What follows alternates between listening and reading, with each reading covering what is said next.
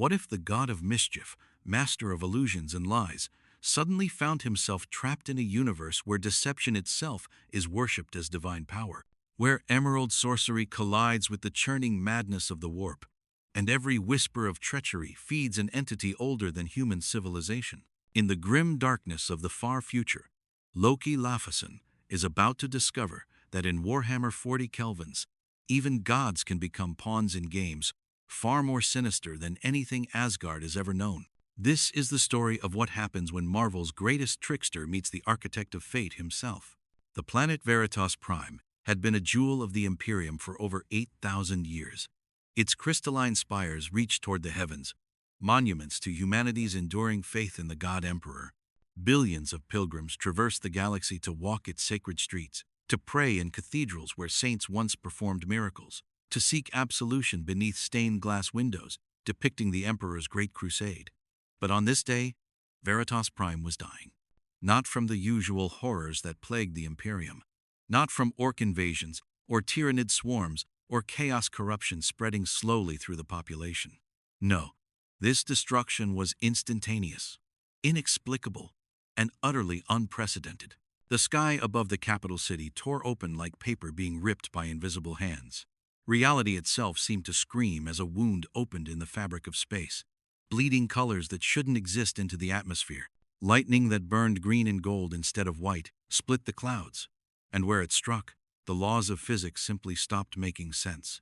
Buildings aged centuries and seconds, crumbling to dust. Others froze in time, suspended between moments. Gravity reversed in localized pockets, sending citizens tumbling upward into the void. And through the center of this dimensional catastrophe, a figure fell from the screaming sky. He plummeted toward the grandest cathedral in the capital, arms spread wide, expression shifting between exhilaration and irritation. His armor, golden and green, gleamed with technology far beyond anything the Imperium had created in 10,000 years. His face was too perfect, too refined, carved from ambition and intelligence rather than mere genetics. And as he fell, the very air around him warped and twisted, reality bending to accommodate a being who existed partially outside its normal rules. Loki of Asgard had arrived in Warhammer 40K, and the universe was already regretting it.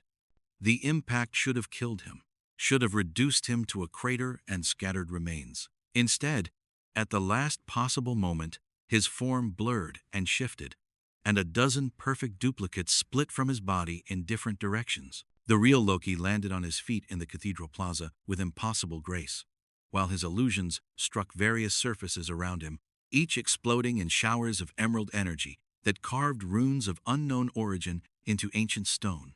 He straightened slowly, his sharp eyes taking in the Gothic architecture, the screaming civilians fleeing in all directions, the Arbites officers raising their hellguns toward him with admirable discipline despite their obvious terror. Well, Loki said to himself, brushing imaginary dust from his armor with elaborate care, this is certainly not the Bifrost malfunction I was expecting, nor is it any of the 9 realms I remember. He examined the cathedral's facade, noting the Aquila symbols, the Baroque ornamentation, the skull motifs repeated in every architectural element. How wonderfully morbid. These people have turned devotion into an aesthetic of death. How very human. His smile was sharp as a knife. I think I'm going to enjoy learning about this place. The Arbites opened fire. Dozens of hellgun beams, each capable of punching through ceramite armor, converged on Loki's position with disciplined precision. He made no effort to dodge. The beams struck him dead center, and for a moment, his form was obscured by the brilliant light of concentrated Las fire. The Arbites captain was already calling for reinforcements, reporting a successful termination of the hostile entity, when the light faded and revealed Loki standing completely unharmed, examining his fingernails with theatrical boredom. Is that truly the best you can manage? He asked, his voice carrying across the plaza with unnatural clarity. In Asgard, we greet strangers with feasts and hospitality, not these primitive light weapons, though I suppose I should appreciate the effort. He gestured casually, and the plaza's marble floor suddenly rippled like water. From the ripples emerged serpentine creatures of pure illusion, dozens of them, each as large as a man and burning with emerald flame. They surged toward the Arbites' positions with terrible speed, and where they struck, reality itself seemed to fracture. Officers screamed as the serpents passed through their armor without breaking it, attacking something deeper than flesh, something fundamental to their existence as coherent beings in real space. But Loki wasn't alone in his observation of this chaos. High above the planet, aboard the inquisitorial frigate Eternal Vigilance, Inquisitor Cassandra Vex watched the catastrophe unfold through a dozen picked-feed screens.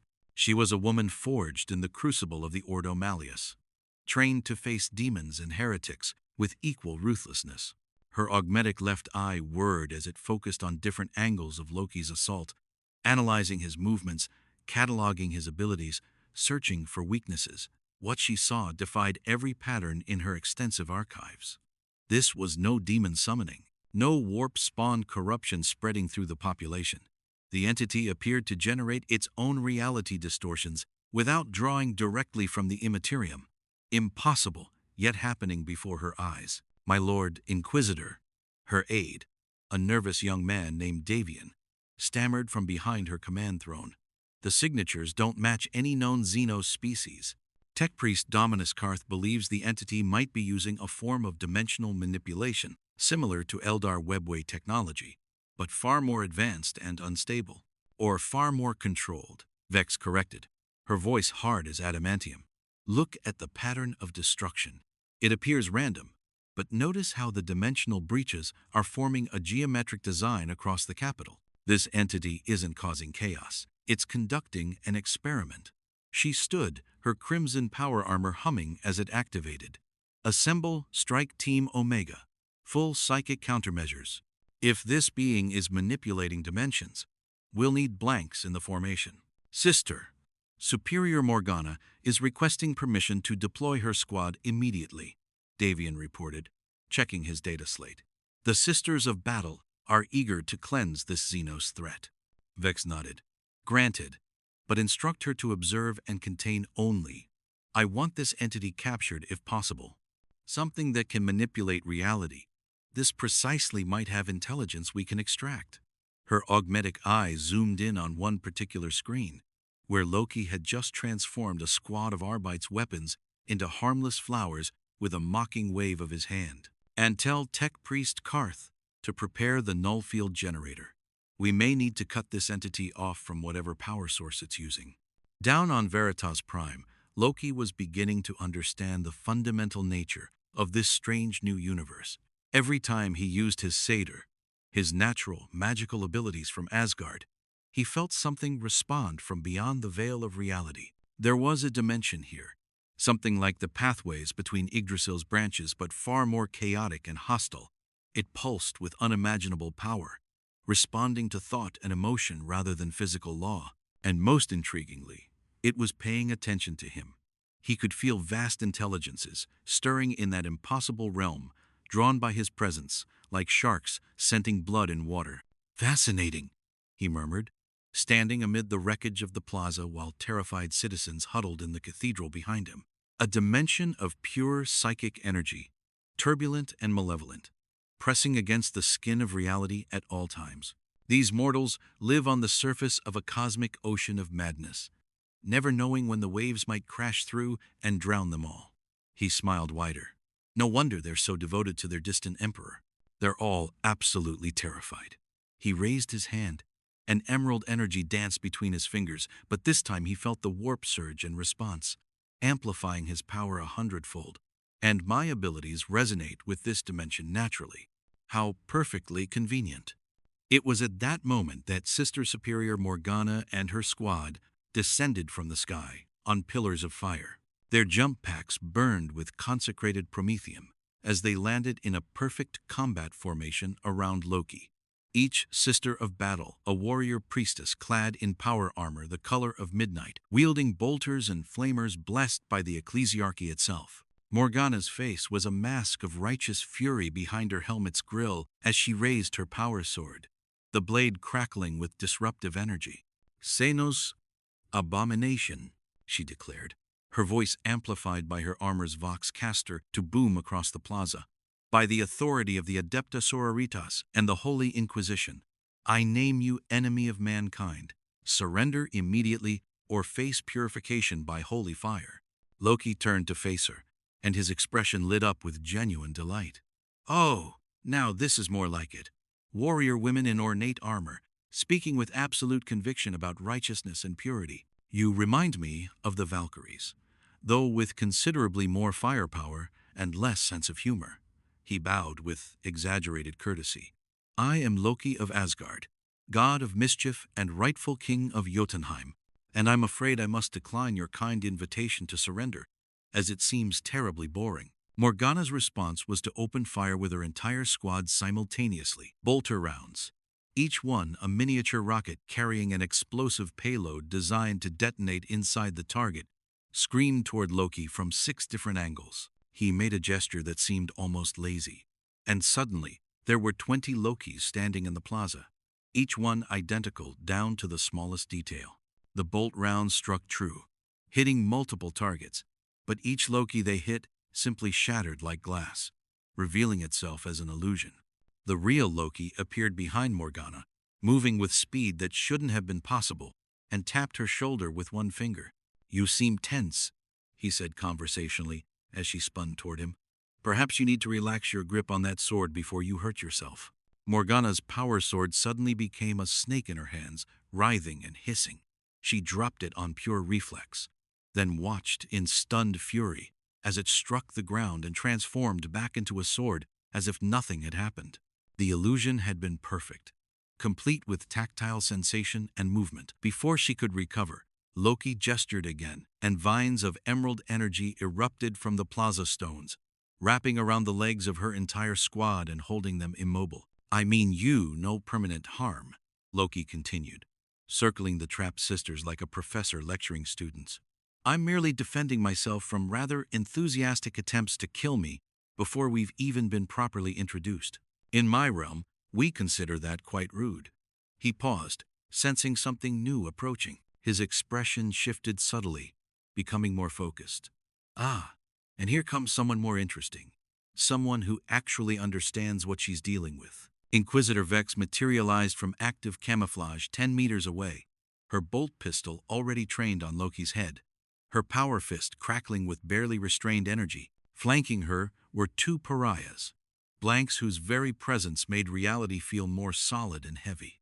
The warp seemed to recoil from them, and even Loki felt an uncomfortable tightness in his chest as their null field washed over the area. "Release them," Vex ordered, her voice absolutely calm, "or I will assume you're hostile beyond negotiation and respond accordingly." Her augmetic eye fixed on Loki with unblinking intensity, recording every detail, analyzing every micro-expression. Loki studied her in return, recognizing a kindred spirit in manipulation and strategy. This one was dangerous, not because of her weapons, but because of her mind. He could see it in the calculating way she positioned herself, in how she'd brought anti-psychic assets to counter his abilities, in how she hadn't opened fire immediately despite having clear authorization to do so. She wanted information as much as blood. "A reasonable request from a reasonable authority," he said, and with a wave of his hand, the vines dissolved into mist, freeing the sisters of battle. Morgana immediately retrieved her weapon, but Vex raised a hand to forestall any attack. "There, you see? I can be quite cooperative when treated with appropriate respect." "What are you?" Vex asked directly. "You're not a demon, not a xenospecies in any of our archives, not a corrupted psyker, but you clearly wield powers that interact with the warp in ways I've never witnessed, and your arrival has torn a hole in reality that's growing larger by the minute." She gestured upward, where the dimensional wound still bled impossible colors into the sky. "That rift needs to be sealed, or this entire planet will be consumed by warp storms within hours." Loki followed her gaze, and for the first time, his confident expression faltered slightly. "That wasn't intentional. My transition between dimensions was forced, the pathways collapsing behind me as I traveled. The energies here are different from what I expected, more reactive to my presence." He lowered his gaze back to Vex. "But I can seal it, given time and cooperation, though I suspect you're not inclined to simply trust me." "Trust is earned through action, not words," Vex replied. Prove you can seal that breach, and we'll discuss terms for your continued existence. Fail or refuse, and I have a warship in orbit prepared to reduce this entire region to molten glass. It was a bluff, Loki knew. She wouldn't destroy a major city filled with Imperial citizens unless absolutely necessary. But it was a credible bluff, delivered with enough conviction that he chose to accept it at face value. Very well, Inquisitor. Watch and learn. He raised both hands toward the screaming wound in the sky, and his expression became intensely focused. Emerald energy flowed from his body in streams, rising like reverse lightning toward the dimensional breach. Where his power touched the tier, reality began to knit itself back together. But slowly, fighting against the fundamental instability he'd created with his arrival. As he worked, Vex moved closer, her sensors analyzing the process. Tech Priest Karth's voice crackled through her vox bead, transmitting from orbit. Inquisitor, the entity, is weaving the warp and real space together at the molecular level, creating a dimensional suture that forces both realities to harmonize. The mathematics involved are beyond our current understanding, but the methodology is sound. If he completes the process, the breach will seal permanently. But as Loki wove his spell, something else noticed his work. In the warp, in the crystalline maze that served as the realm of Tzeentch, the chaos god of change and sorcery, 9 eyes opened across a constantly shifting face. The architect of fate had been watching since Loki first crashed into this reality, intrigued by this entity from beyond. This being whose very existence represented variables unaccounted for in the grand equation of fate. And now, seeing Loki manipulate warp energies with skill that rivaled Tzeentch's greatest sorcerers, the Chaos God felt something it rarely experienced: genuine interest.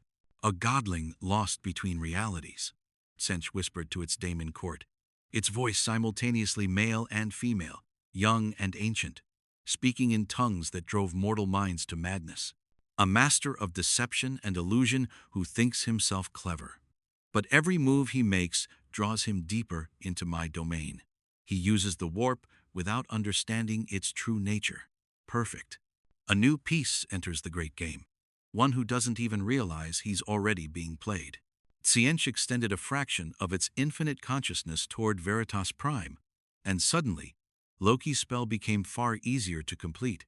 The warp energies responded to his commands with unprecedented cooperation, flowing exactly as he directed them, knitting reality back together in minutes rather than the hours it should have taken. Loki completed the seal with a final gesture, and the dimensional wound closed completely, leaving only a faint scar in space-time that would fade within days. He lowered his hands, breathing heavily from the exertion, but smiling triumphantly. There, crisis averted. Your planet is safe, your citizens spared, and I've demonstrated my good intentions. He turned to Vex with an expression of expectation. Now then, about those terms you mentioned. Vex studied him with her augmetic eye, noting the elevated heart rate, the slight tremor in his hands quickly suppressed, the way he'd drawn more heavily on the warp than he seemed to realize during the sealing process. Whatever this entity was, it was powerful but not omnipotent, and it had just established a connection to the warp that would be difficult to sever. Tzeentch's influence was subtle, but her experience with chaos corruption had taught her to recognize the signs. This Loki had no idea that he'd just attracted the attention of the most dangerous intelligence in the galaxy. You'll accompany me to my ship, she said finally, making her decision. You'll submit to non-invasive scans and questioning. You'll explain your origin, your abilities, and your intentions in this reality. In exchange, I'll provide you with information about the Imperium and the dangers you face here, particularly regarding the entities that dwell in the warp. Refuse and you'll be classified as a hostile Xenos threat and treated accordingly. Loki considered briefly, then shrugged with apparent acceptance. I agree to your terms, Inquisitor, though I reserve the right to defend myself if your hospitality proves less than genuine. He glanced at the Sisters of Battle, still arrayed in hostile formation around him, and perhaps your warrior priestesses could lower their weapons. The mistrust is beginning to feel rather personal. Aboard the Eternal Vigilance, Loki found himself in what was nominally a guest chamber, but functioned more as a comfortable prison. The room was warded with hexagrammic runes, monitored by dozens of pick capturers. And the door was sealed with locks that required 3 separate authorizations to open. Yet, he seemed content, spending his time examining the Imperial artifacts and texts that Vex had deliberately left for him to study, watching him through hidden cameras as he absorbed information about this new reality with voracious curiosity. "He's reading the Lectitio Divinitatis," Tech Priest Karth observed, his mechadendrites twitching with electronic agitation, "and the tactical briefings on chaos corruption. And he's memorizing everything. Perfect recall, processing information at rates that exceed even cogitator standards." "He's searching for weaknesses," Vex replied, watching Loki through her own screen, "trying to understand the power structures, the theological foundations, the military capabilities. He's planning something, but whether it's escape or something more complex, I can't determine yet." She activated the Vox link to his chamber. "I hope you're finding the reading material educational." Loki looked up directly at the hidden camera, as if he'd known its location all along. "Immensely. Your Imperium is a fascinating study in controlled decay, an empire spanning millions of worlds, held together by faith, fear, and a corpse on a golden throne. Your emperor died 10,000 years ago, yet his will still guides humanity through the horror of your galaxy. It's simultaneously tragic and inspiring." He set down the text he'd been reading. "But I notice you've carefully omitted certain information, particularly about these chaos gods your Imperium fights against. The few references describe them as embodiments of negative emotions, entities of pure psychic power dwelling in the warp, but the descriptions are deliberately vague. Why?" "Because detailed knowledge of chaos is a path to corruption," Vex answered honestly. "The more one learns about the ruinous powers, the more vulnerable one becomes to their influence. It's a fundamental danger of this universe." Loki's laugh echoed through the Vox speakers. "How delightfully paranoid. Knowledge is corruption, ignorance is protection. Though I suppose when your enemies can literally infect minds with their mere existence, such paranoia becomes wisdom." He stood, pacing the chamber like a caged predator. "But I've already been noticed by one of these entities, haven't I? When I sealed that dimensional breach, something helped me, made the process too easy, too smooth. I felt it watching, measuring, analyzing. And you recognized the signs immediately." Your expression changed. Vex felt a chill at his perceptiveness. "You were observed by Tzeentch, the architect of fate, chaos, god of change, sorcery, and deception. If it took interest in you, you're in more danger than you can possibly comprehend. Tzeentch collects powerful psychers and sorcerers, either corrupting them into service or destroying them as potential threats. Your abilities make you an ideal target for recruitment." "How flattering," Loki replied, though his tone had lost some of its earlier amusement. "And I suppose this Tzeentch is functionally immortal, omniscient within its domain, and commands legions of fanatics willing to die for its schemes?" "Essentially, yes." "Then I suppose I should leave your reality as quickly as possible." Loki sat down again, his expression thoughtful. "Unfortunately, the dimensional pathways I normally use to travel between realms are still unstable from my forced transition. I'll need approximately 7 days for them to stabilize enough for safe passage, which means I need to avoid this Tzeentch's attention for a week, while stranded in a hostile universe filled with beings who want to kill or dissect me." "Wonderful." Vex saw her opportunity. "I may have a solution. There are technologies and methodologies that can shield against warp observation. Null fields, hexagrammic wards, even certain Xenos artifacts that create blanks in Chaos's perception. If you're willing to assist the Inquisition with several critical tasks, I can provide you with protection until you can safely depart. And these critical tasks would conveniently serve your Imperium's interests while also solving my problem," Loki observed with a knowing smile. "I appreciate the elegant mutual manipulation, Inquisitor." "Very well. What do you need from the God of Mischief?" What followed was a week of the strangest alliance the Imperium had ever witnessed. Loki, under constant supervision by Inquisitor Vex and her team, used his abilities to accomplish tasks that would have required months of conventional operations. He infiltrated a cult of Slaanesh worshippers by assuming perfect disguises, gathering intelligence that led to the arrest of over 300 hidden heretics. He created illusions so convincing that an entire orc warband attacked empty space while Imperial Guard forces repositioned for an ambush. He even ventured into a space hulk infested with genstealers, his ability to create duplicates and confusion, allowing him to map the entire structure without losing a single soldier. But throughout it all, Tzeentch watched. The Chaos God's attention never wavered, its vast intelligence analyzing every action Loki took, measuring his capabilities, testing his decision-making pattern. And slowly, incrementally, Tzeentch began to manipulate the circumstances around him, creating scenarios where Loki's choices would serve the architect of fate's designs, whether he realized it or not. The cult he exposed had been scheduled for purging anyway, their sacrifice now feeding greater plans. The orc warband he deceived was driven directly into conflict with a rival chaos warband, eliminating both threats simultaneously. Even the space hulk mapping served Tzeentch's purposes, revealing routes that would later be used by forces loyal to chaos. On the seventh day, as promised, Inquisitor Vex provided Loki with a null field generator of unprecedented power, designed by combining Imperial technology with insights from his own knowledge of dimensional mechanics. The device would create a temporary blind spot in warp space, allowing him to depart without Tzeentch, tracking his dimensional pathway back to his home reality. "I must admit," Vex said as they stood in the teleportarium where Loki would make his departure, "working with you has been educational in ways I didn't anticipate. You're not like the Xenos we typically encounter. More reasonable, more strategic, almost human in your thinking, despite your obvious differences." Loki inclined his head in acknowledgement. "And you've proven that humanity in this dark future still possesses cleverness and adaptability. Your Imperium is brutal and oppressive by my standards, but it survives in a galaxy that seems designed to destroy it. That takes a certain terrible beauty." He activated the null field generator, and immediately the warp seemed to recede from the area, creating a sphere of purely physical reality. "This should work perfectly. My compliments to your tech priests."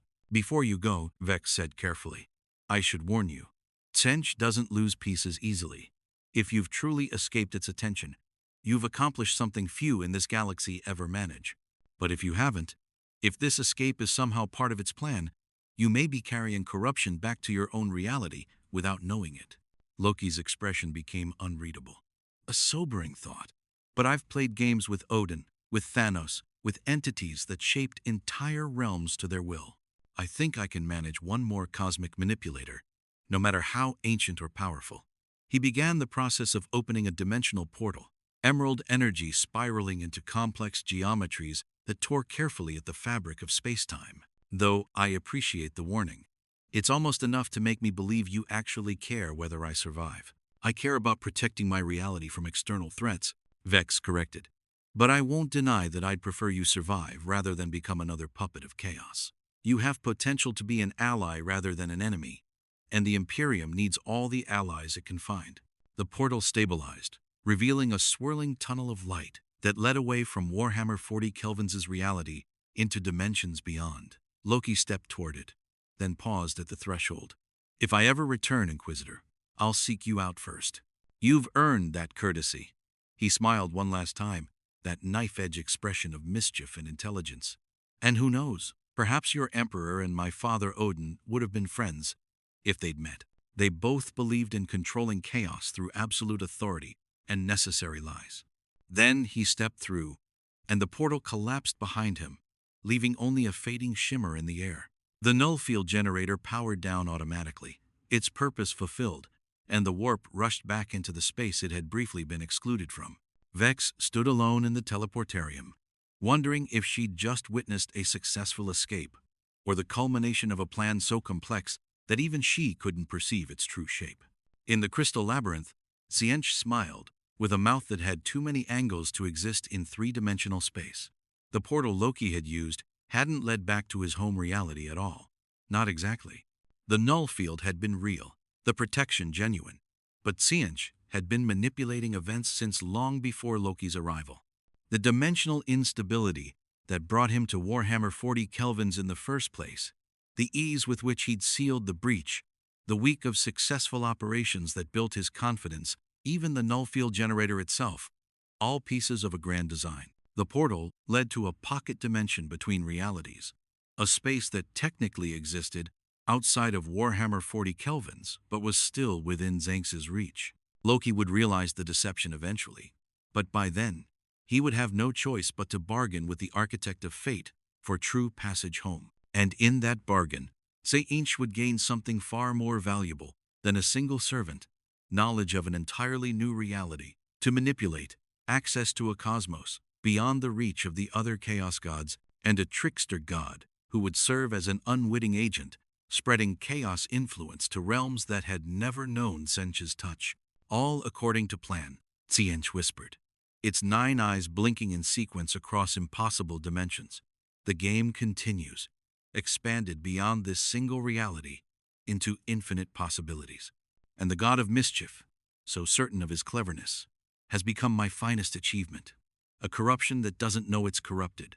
A servant who believes himself free. Perfect. And in the pocket dimension where Loki had emerged, the God of Mischief stood alone, slowly realizing that the stars around him weren't the constellations of Yggdrasil, that the pathways home were somehow still blocked, and that he could feel something vast and terrible laughing in the distance. He'd been played, outmaneuvered by an entity that operated on levels of deception he was only beginning to comprehend. And worst of all, he had no one to blame but himself. Pride had made him confident. Confidence had made him careless. And now he was trapped in a game where the rules themselves were lies. And the only way out was to become exactly what Tzeentch wanted him to be, unless he could find a way to win by losing, to escape by surrendering, to deceive the master of all deception by becoming something even Tzeentch couldn't predict. After all, Loki hadn't survived thousands of years by playing games fairly. And if this Tzeentch thought it had claimed him, well, the Architect of Fate was about to learn that some prisoners are more dangerous than any enemy, and some defeats lead to victories that chaos itself cannot foresee. The game was far from over. In fact, it had only just begun.